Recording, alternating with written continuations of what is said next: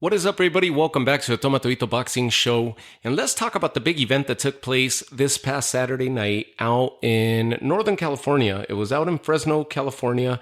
And of course, the main event was being put on by local Northern Cali native and recent signee of Goldenboy, Jose Ramirez, who was a former unified champ at 140 pounds. Remember, he was involved in that big unification bout against Josh Taylor several years ago, where all 4 titles were on the line. Josh Taylor became the undisputed champ at 140 pounds when he stopped Ramirez. Ramirez was then fairly inactive and eventually ended up being in a dispute with Top Rank and exiting the Top Rank contract enter Goldenboy. Goldenboy ended up announcing that they had signed him either at the beginning of this, I think it was in January of this year, that they announced that they had signed Jose Ramirez and also brought Arnold Barboza with them. Not together, but obviously Goldenboy had gotten Arnold Barboza and Jose Ramirez from Top Rank and secured them. So this was not just a homecoming party for Jose Ramirez, but it was also his debut for Goldenboy Promotions.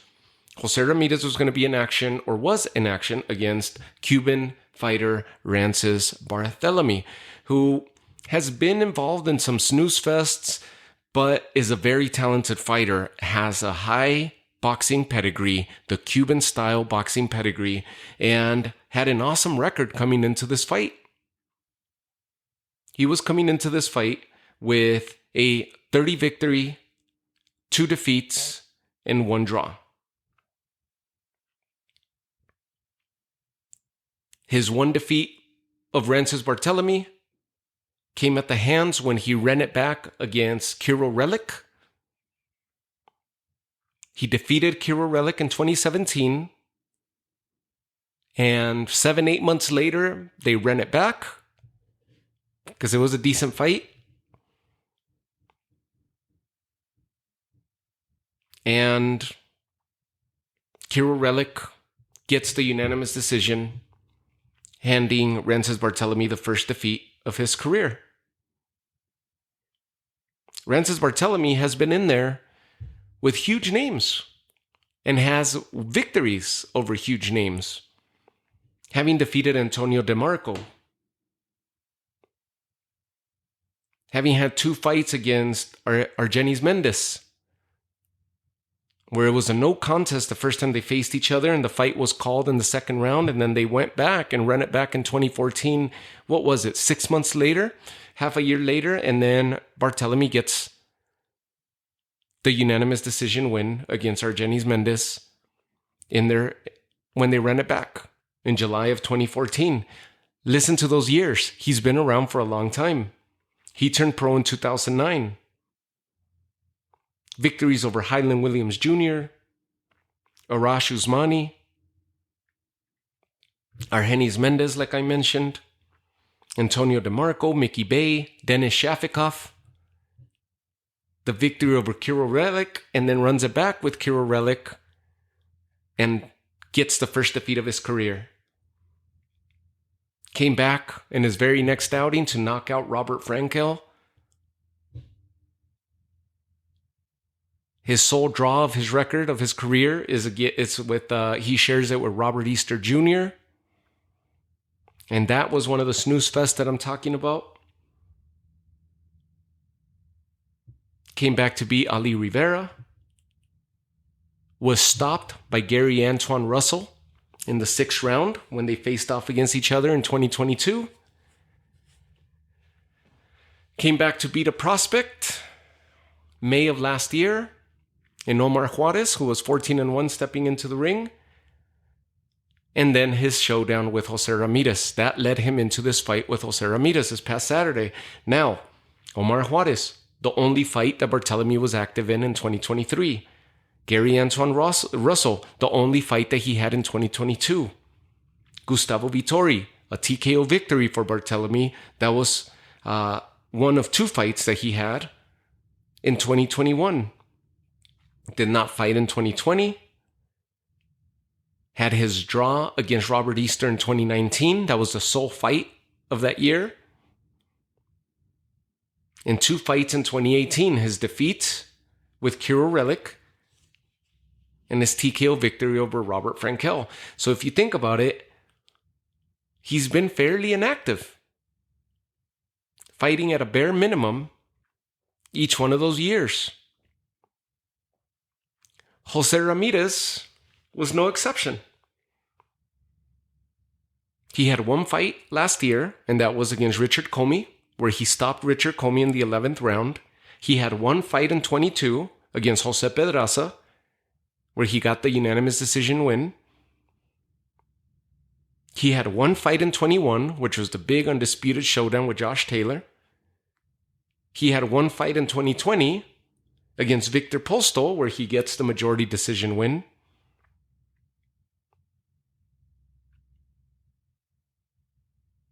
So in 4 years, 4 fights. In 2019, he had 2 fights. He got the majority decision win over Chon Cepeda, which was a disputed victory for him, but it was a really, really good fight between those two, and then went on to stop Maurice Hooker in July of that year, of 2019. Also fairly inactive, both with really good records. Jose Ramirez stepping into the ring with his sole loss of his career, and Rances Barthelemy had 2 defeats going into the fight, 30 victories to 28 of Ramirez. Very good showdown, both very similar in where they find themselves in their respective careers. It was very good matchmaking, and the fight delivered. An amazing, amazing fight between the two, an amazing showing, great way for Ramirez to get himself back into action, back into the swing of things, having been inactive since last year himself, when he last faced Richard Comey. And Ramirez comes away with the unanimous decision win. Not disputed. Ramirez got the victory. He was the more active, higher output, better combinations, better punches, had Barthelemy retreating throughout the majority of the fight, blocking, defending, guarding, finding himself against the ropes. Ramirez did what he had to do and did more than Barthelemy to secure this unanimous decision win. But it wasn't a one-sided show.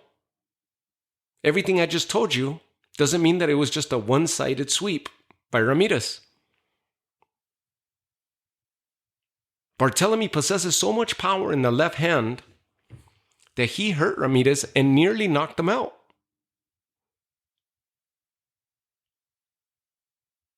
Including, he dropped Ramirez, and it was waved off by the referee because Barthelemy continued to punch Ramirez as Ramirez was kneeling down on the ring. And the referee, his attention went towards the illegal punching and disregarded the fact that Ramirez was down, never acknowledged it, and no knockdown was called. Barthelemy, by the time they get back into action, again lands this crazy left punch, just straight down center, that he was delivering and popping Ramirez over and over throughout the fight with, and hurt Ramirez again, nearly dropping him or potentially stopping him. Ramirez was in bad shape several times throughout the fight, and if I remember correctly, this was the 7th round where it happened, where Barthelemy was having a lot of success.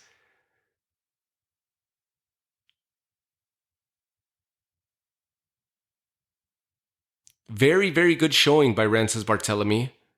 Better than in the past. And that's what made him so dangerous as an opponent. And what made this fight intriguing, because both of them find themselves in similar spots in their careers. That 7th round,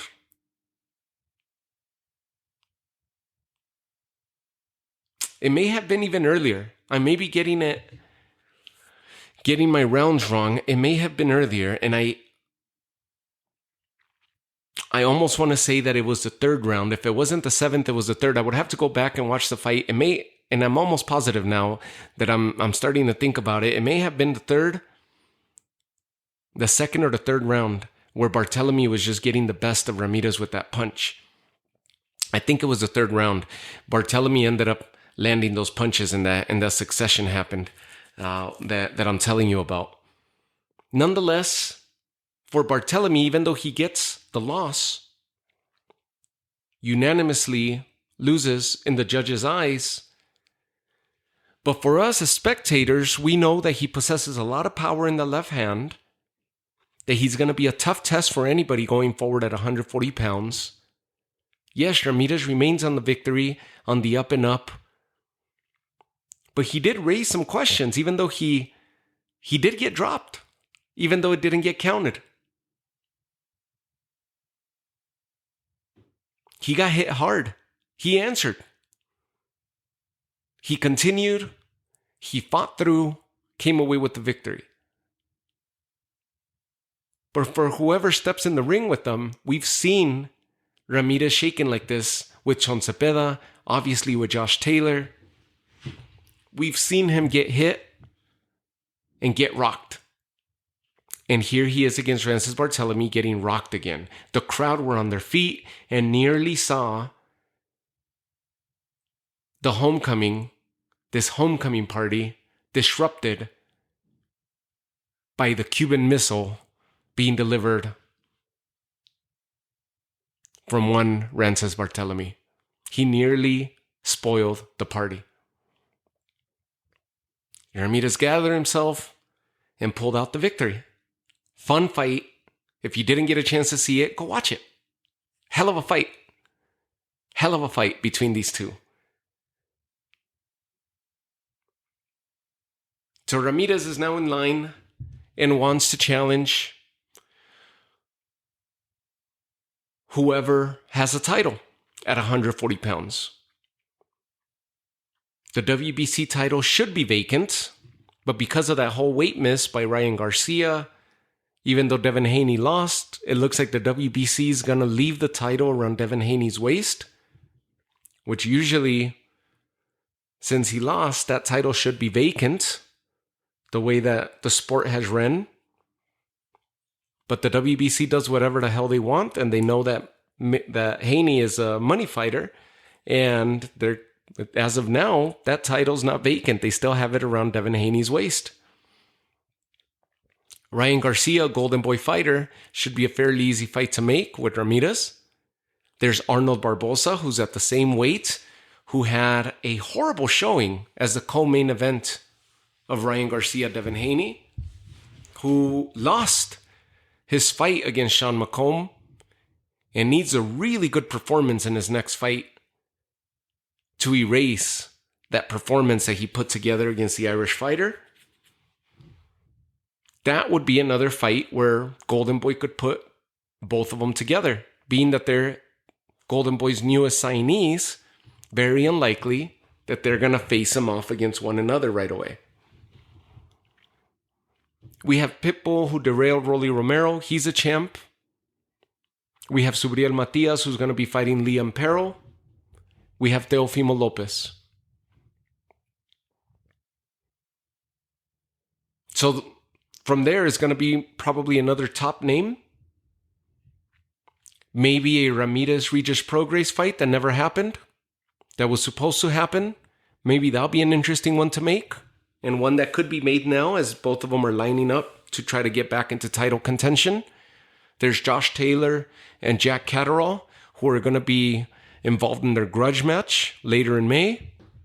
A fight that was rescheduled from earlier this year. Should Taylor be successful, maybe we'll get Ramirez and Taylor 2. This time, no titles on the line. But definitely with title shot implications between those two because of where they are in the division, where they've maintained themselves in the division.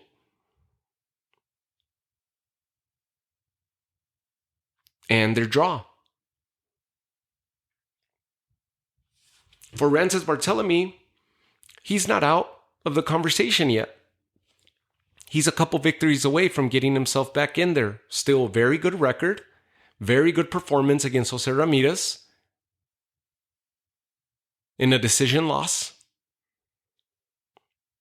He could easily spoil the plans, just like he was about to do this past Saturday. He could spoil the plans for any of the other up-and-coming fighters or contenders trying to situate themselves and position themselves in the higher ranks. In the co-main event, we had Vergil Ortiz and Thomas Dulorme. A Thomas Dulorme who has also been active for around the same amount of time that Rances Barthelemy has been around the sport. A Thomas Dulorme who has shared the ring with Terence Crawford, shared the ring with Yordenis Ugas. Back in 2017, he lost to Terence Crawford, was stopped by Terence Crawford in 2015, has victories over Hank Lundy, over Kareem Mayfield,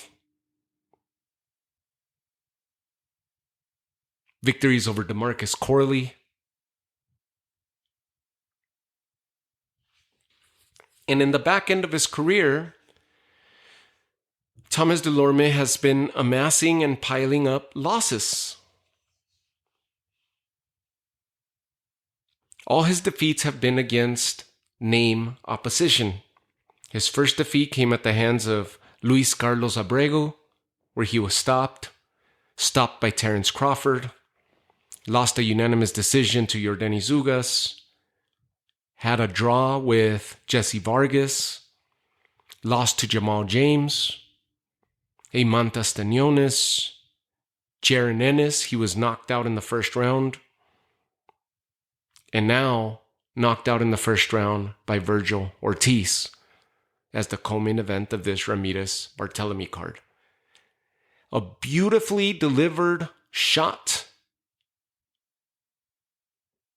to the rib, outside just the side of the solar plexus, the rib. Damaging punch to Thomas Dulorme where he folded him. Ortiz folds him and leaves him clamoring in pain. The referee runs, drops to his knees, and holds Thomas Dulorme as he's in pain, rolls around the ring, gets back to his knees, and the referee is there to console him. 2 minutes or so that we saw Vergil Ortiz in his last outing to open this year against Frederick Lawson. And now against Thomas Dulorme. I think we've seen him a total of 5 minutes inside the ring. He needed to be victorious this past Saturday night because the announcement came the night prior that Turki Al-Sheikh, who is responsible for putting those packed cards out in Riyadh, out in Saudi Arabia, who is responsible for the Day of Reckoning huge event that took place in December, who is responsible for putting together Tyson Fury and Usyk, who will be fighting later in May, who is responsible for bringing together the undisputed matchup between Better BF and Bivol, which will take place to open June, at the beginning of June.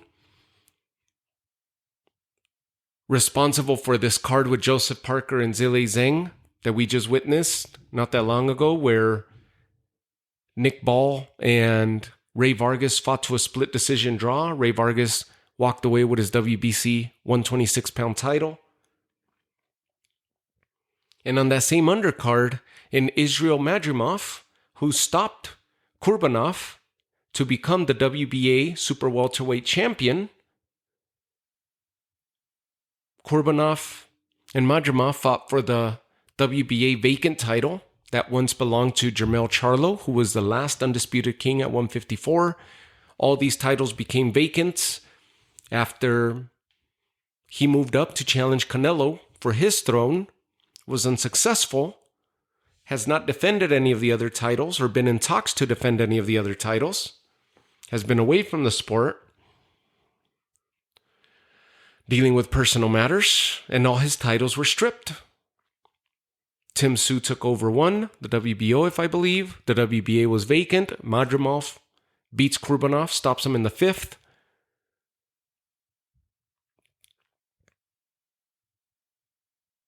And now Madrimov, the reason I'm mentioning this is because Turkey, Alashik will be bringing his first big event to the U.S. alongside Eddie Hearn and involving numerous promoters, Goldenboy included in that card.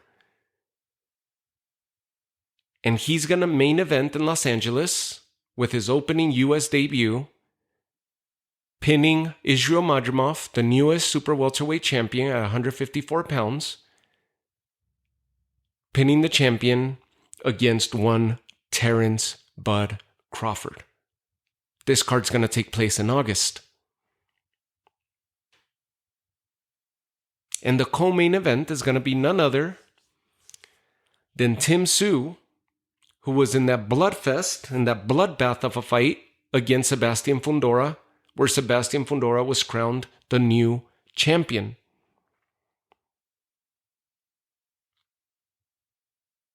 And standing unified champion at 154 pounds, Sebastian Fundora lifted the WBO title from Tim Tszyu, and the WBC vacant title was on the line that night as well.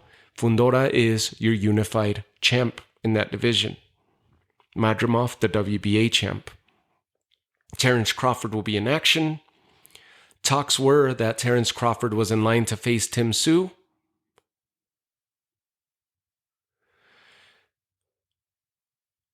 And that he was lined up to face Tim Tszyu if he would have been victorious over Keith Thurman. Keith Thurman got injured, pulled out of the card. Fundora was moved up to face Tim Tszyu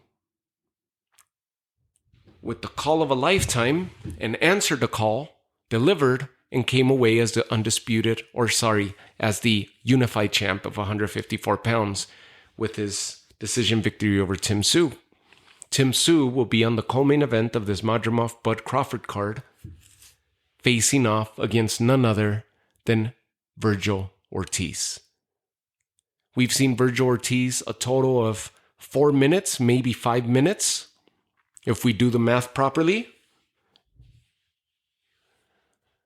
which adds up to 2 professional fights this year.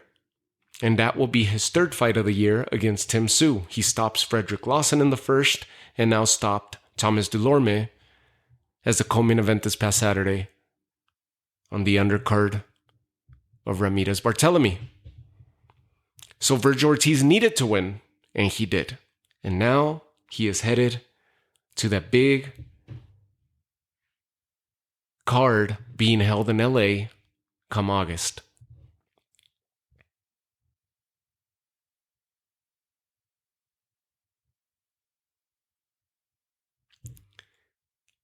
Vergil Ortiz is firing on all cylinders at the moment. We were so excited to see him back, and we barely got to enjoy it in January. We were so excited to see him back in the ring.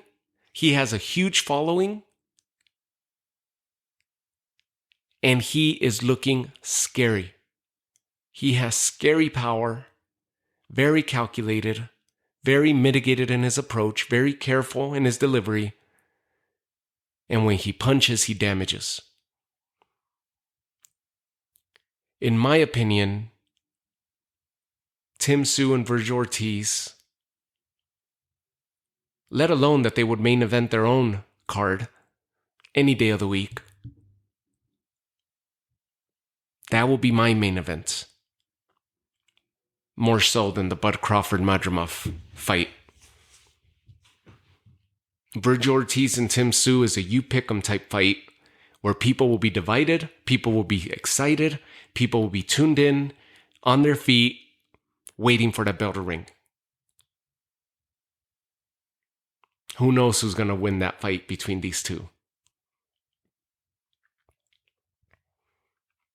So great performance by Vergil Ortiz, securing that fight with Tim Tszyu by stopping Thomas Dulorme. And for Thomas Dulorme, I mean, he's on the back end of his career. Thomas Dulorme is going to be basically a name for the up-and-coming fighters and for any fighter to add to their resume, he still has a name because he's been in there and shared a ring with top opposition throughout his entire career. He was one of the most highly touted prospects years back, lost every single one of his big fights, and now is remaining as a professional opponent where he is still very talented. He was a former sparring partner at that of Vergil Ortiz, so they knew each other very well.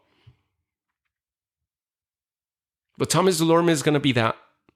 He's going to be there to collect a check. He's not there to take a dive.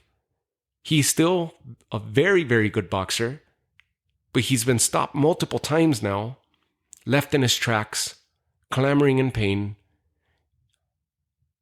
But I have no doubts that we'll see him again, and he will be a tough test for anybody who is a good fighter on the verge of becoming great. And the great fighters that we're starting to see right now that have faced him, like Boots Ennis, like Vergil Ortiz, are just going to derail him. They're just going to run over him. He's on the back end of his career, but he will definitely be collecting that paycheck and be a decent name for any of these other opponents stepping in the ring with him going forward. Another fighter that is quickly positioning himself following the footsteps of Thomas Dulorme is one Jojo Diaz, who was also part of this card. He faced Oscar Duarte. Oscar Duarte we saw fight Ryan Garcia in December, where Ryan Garcia stopped him. That was Garcia's first comeback event after his loss to Tank Davis, where a lot of animosity was built up during that fight between him and Oscar and Bernard Hopkins. He overcame that fight. He was successful.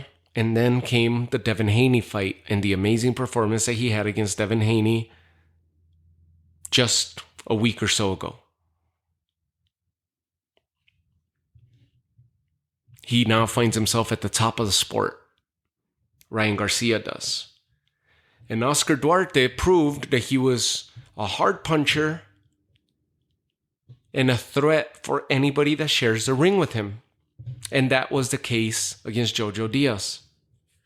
Jojo Diaz has not transitioned very well ever since he went north of 130 pounds. And he is quickly positioning himself as another Thomas Dulorme, as another gatekeeper, as another fighter with a big name, or at least a name of note, Thomas Dulorme was a title challenger. Jojo Diaz is a little bit higher than Thomas Dulorme because Jojo Diaz is a former champion.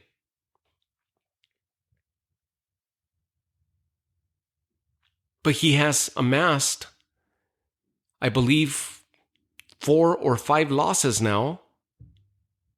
I'll check it right now because I don't want to be wrong on this. Let's check this.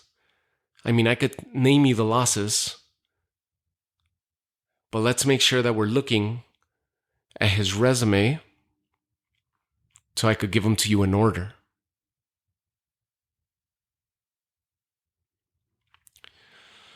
So Jojo Diaz loses to Oscar Duarte this past Saturday. He was stopped. This is the first time he's been knocked out.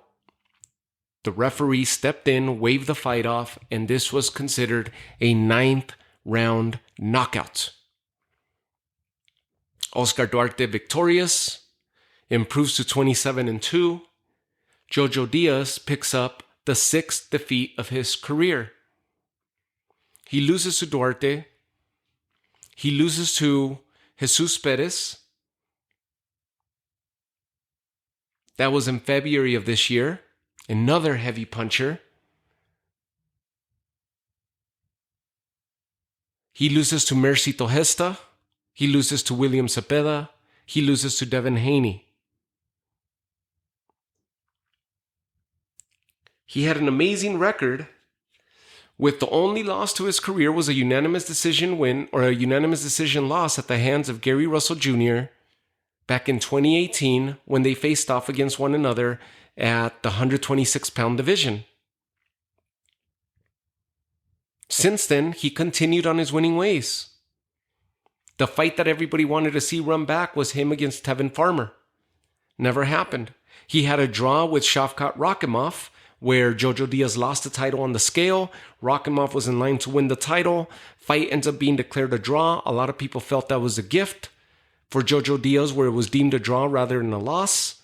Even though he lost the title,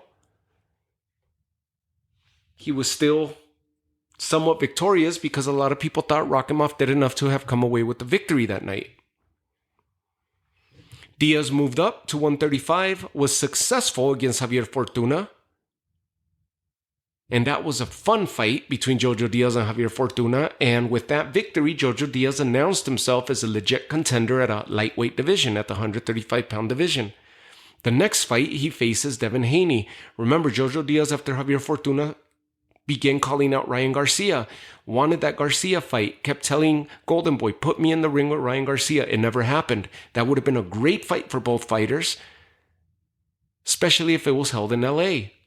It would have amassed a huge crowd. Goldenboy missed that opportunity, where Jojo Diaz had a really good record at that time. He stepped in against Devin Haney, rocked Devin Haney, tested that chin, but never got to drop him. He rocked him down the final stretch. Devin Haney outboxed him, outsmarted him, outpointed him, out everything on that night, as he cruised past on a unanimous decision victory past Jojo Diaz. I personally went to San Diego to go watch the Camarón Cepeda-Jojo Diaz fight, where I thought it was going to be a fun back and forth barn burner type fight. William Cepeda ran through Jojo Diaz. Didn't stop him because Jojo Diaz had never been stopped in his career. But William Cepeda just damaged him, hurt him, took the fight to him, overwhelmed him, swarmed him. Unanimous decision win for Camarón Cepeda. I was in awe when that performance happened, witnessing it in person. I did not think that Camarón was going to run through Jojo Diaz in the form that he did. In his next outing against Mercito Gesta, same thing. He couldn't handle the power of Mercito Gesta. He lost by split decision. Then he fought a fighter by the name of Jerry Perez, where Jojo Diaz was victorious, and that's his only victory in the last 6 fights. 5 defeats in six fights.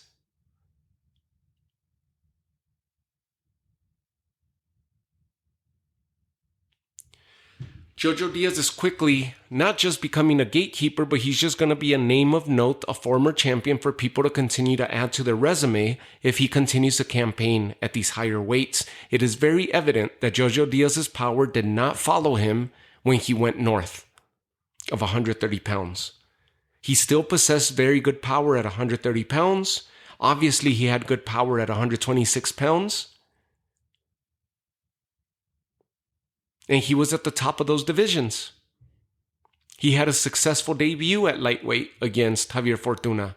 But since then, it's been a debacle where he's fought lightweight and he's fought catchweights, getting them into the ring against 140-pound contenders and competitors. Fighters that are much bigger than him, where he's not able to withstand the punch. He's outboxing these fighters.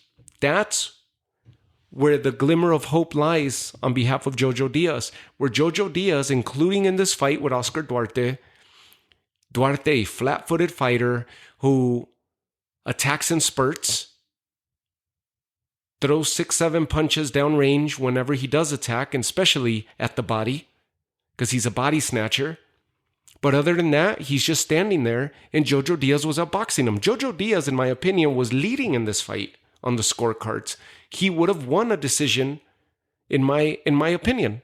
He had more rounds than what Oscar Duarte had done, except that Oscar Duarte, when he started stepping on the gas, he was hurting. He was rocking Jojo Diaz, moving him side to side whenever he was landing his power.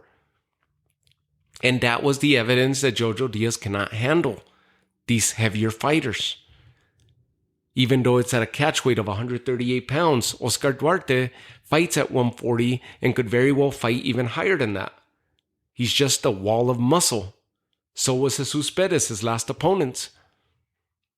Jesus Perez, during that fight with Jojo Diaz, if you guys watched it, you guys recall that they were doing, in between rounds, they were talking about how Jesus Perez cut down to weight. At one point, he was 200 pounds. Fighting at lightweight, or a catch weight between lightweight and super lightweight. These are big bodies, big punchers. Jojo Diaz's power did not follow him when he went north of 130 pounds. His boxing ability is there. And he could outbox these guys. He was moving very good against Oscar Duarte. Very good footwork. Very good punch selection. Very good strategy from him and his team. But his power is not there to be able to hold his opponents in their tracks or to make them think twice or hesitate about moving in. They're moving in at will and just running over Jojo Diaz. If he doesn't go back to 130 pounds, this is the fate. This is the fate for Jojo Diaz. We're going to continue to see this until he decides to hang him up. There's a lot of talent there with Jojo Diaz still. He's young. He's 31 years old, but he does have a lot of wear and tear. Accumulated wear and tear, and more so in these last 6 fights, where he's amassed 5 losses in the 6 outings. This is not 6 defeats in the entirety of his career since he turned pro after having excelled at the Olympics in 2012. This is 5 defeats in his last 6 outings.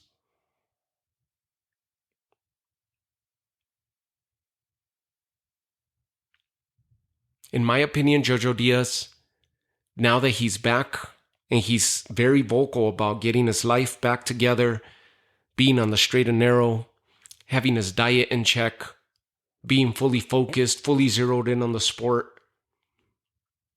If this is the case, and I have zero room to doubt him, because he looked good against Oscar Duarte. He was boxing well, and he looked fit. He didn't look like he struggled to make weight. He looked good. In my opinion, he needs to return to 130 pounds. Get rid of those last few 8 pounds, make 130 pounds, and just imagine that if he does, I would say he needs to rest maybe 4 months, maybe 6 months. And if he returns around November or December of this year at 130 pounds, imagine a fight with Jojo Diaz against Oscar Valdez. Imagine a fight with Jojo Diaz with Oshaki Foster. Or a Joe Cordina.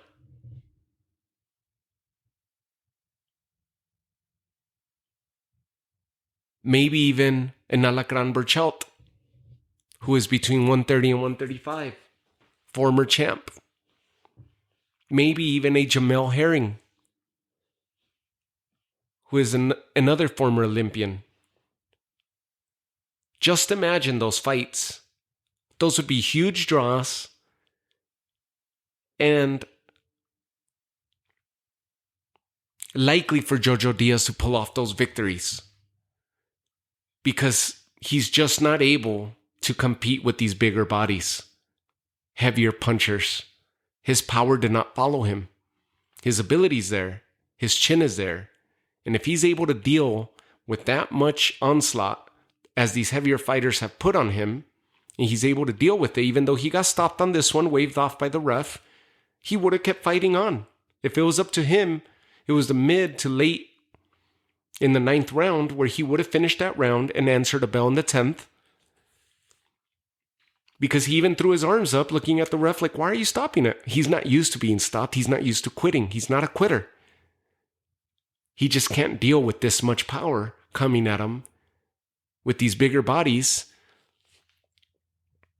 that he's been competing against.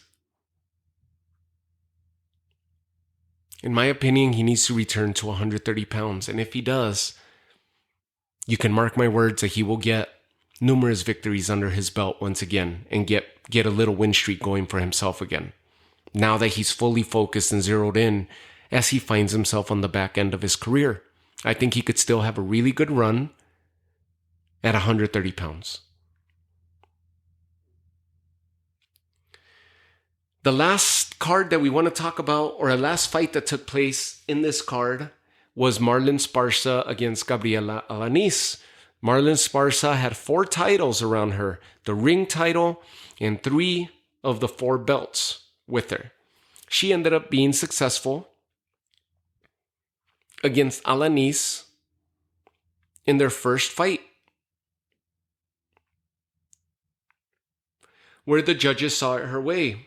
The media didn't, reporters, fellow fighters, the fans.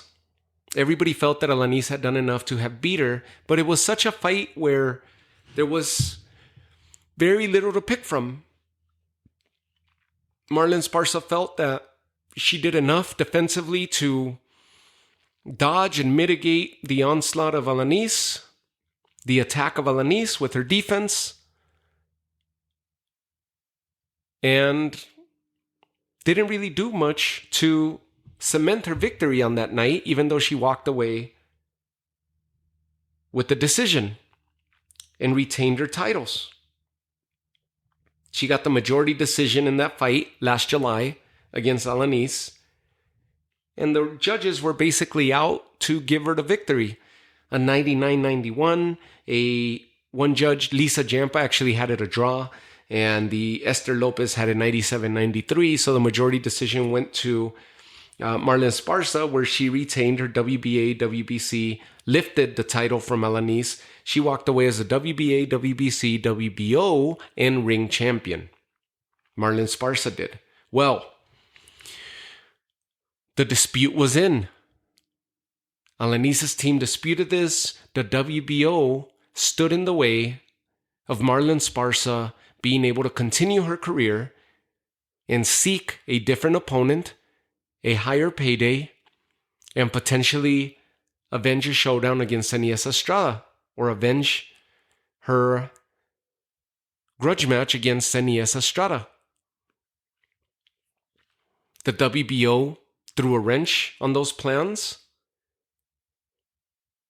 and made it mandatory for Esparza to defend her title, and the other 2 sanctioning bodies followed suit.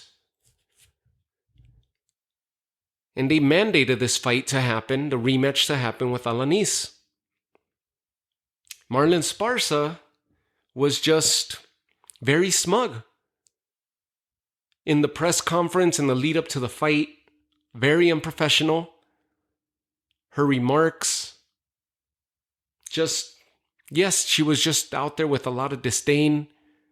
Missed weight, lost her titles on the scale, just didn't give a crap going into this fight. When they asked her questions during the final press conference, she says multiple times, she repeated, the WBO stood in my way and mandated for this fight to happen. That's why I'm here. Very unprofessional in my opinion, because regardless, you're the champion, you're representing these sanctioning bodies, you wanted these titles, and if they're standing in the way to face off against an opponent that you felt that you defeated in your first outing, as the champion, as the professional, you get back in that gym, you get back into contention and in your preparation, and you step into the ring and defend those titles. And leave 0 doubts that you bested this opponent the first time around, and you go in the ring and stop Alanis, leaving no doubts as to who the rightful winner was the first go around and who the rightful victor is this go around. Instead, she chose to basically protest. This was a protest for her. Missed weight, loses all the titles on the line, on the scale, where Alanis was the only one able to win these titles if she was to come away with the victory. And Marlen Esparza could not retain her titles anymore.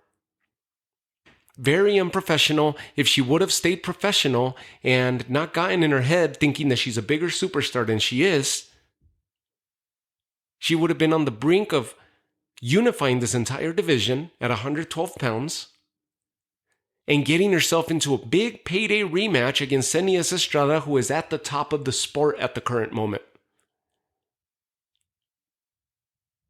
That was the biggest payday for Marlen Esparza to date. That was the most notable fight of her entire career.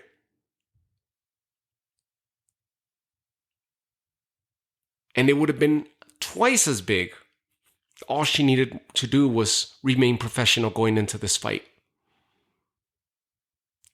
And retain her titles and go in there as if she wanted to. Instead, she chose to basically see this as a protest. Let the titles go. And as the titles leave, and she misses weight, and she lost a fight, she lost her relevance. And very likely, a large portion of her fan base. With this performance that she put on the undercard of Ramirez Barthelemy. Alanis now walks away with 4 titles, the Ring, the WBA, the WBC, and the WBO. Steve Morrow had the title, had the fight going for Marlen Esparza, 98-92 as he scored it. So he was in. He was in for the host promoter. Fernando Villarreal saw it for Alanis 97-93 and Zachary Young 96-94. 96-94 was right. It was again very similar showing to their first showdown, to their first match, with Alanis doing a little bit more than Esparza. Punches that actually stood out and garnered the attention of the crowd on hand and the judges. She did a little bit more than she did the first time, which was enough to get her to become a champion. And Gabriela Alanis is now the unified champ and the ring champ of 112 pounds for the women. And guess what? If Xenias is looking to go up to that division, this is going to be a huge chance for Xenias to capitalize and win a handful of titles at 112 because Xenias possesses a style that could beat Gabriela Alanis.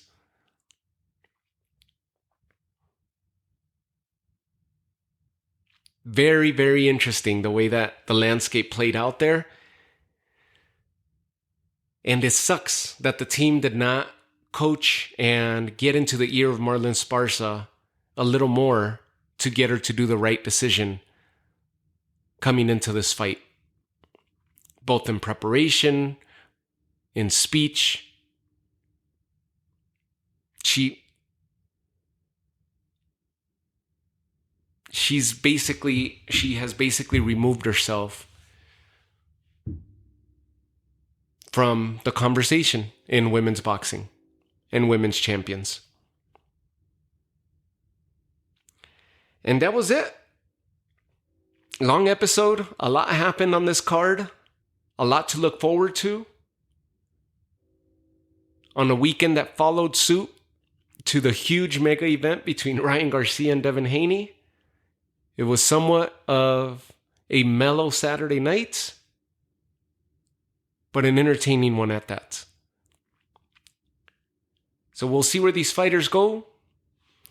For Jose Ramirez, he'll probably fight another top name before he gets in there with the champion, and he'll need to perform well again. For Vergil Ortiz, he's got Tim Tszyu waiting for him come August. For Oscar Duarte, sky's the limit for him right now. He just opened the landscape with a victory over a name like Jojo Diaz. Back-to-back fights with known fighters, such as Ryan Garcia and now Jojo Diaz. Oscar Duarte is probably going to get in there. I mean, he'd be a fun fight for Camarón Cepeda. He'd be a fun fight for Pitbull. Just imagine that. 2 power punchers going at each other. But Camarón Cepeda, of course, campaigning at lightweight, where Oscar Duarte is campaigning at 140 pounds. So the Landscapes Open at 140 pounds, a lot of fun. Landscapes Open at 135. And for Jojo Diaz, let's hope that he goes back to 130 if he really is zeroed in on his career and he has good advice on his corner and in his ear. Then hopefully they'll get him in line to cut that weight and get back to 130. And he has a lot of good fights and could perform very well, in my opinion, at 130 pounds in his final run for a title as he finds himself on the back end of his career. So congrats to the victors on this past Saturday. I'll leave you guys with that on a lengthy episode, but a lot to cover because there was a lot happening on that card. And I'll catch you all on the next episode. Take care of yourselves. Have a great night.